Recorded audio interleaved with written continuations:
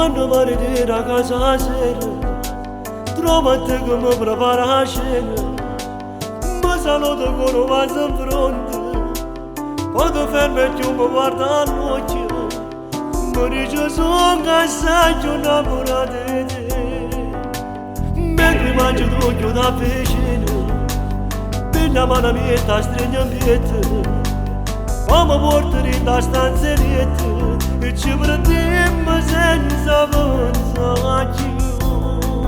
Com'è bella amarsi sempre più.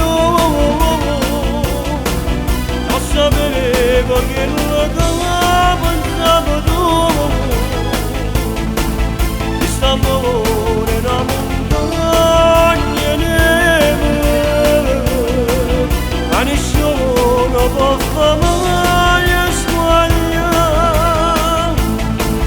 perché già vado dentro di bene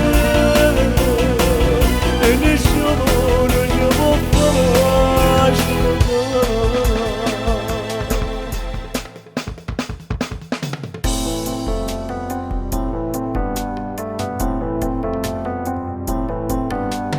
Come scende pega che c'è giorno, facciamo presa a mettere canzone, fino a radio sento una canzone, che mi ricordo quando conoscente a te.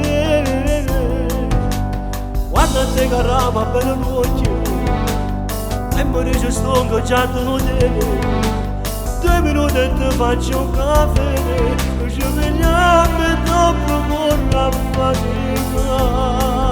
Com'è bella amarsi sempre più. Non sapevo che lo pensavo tu,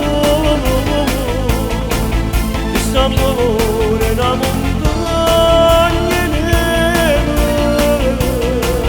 ma nessuno può mai sbagliare,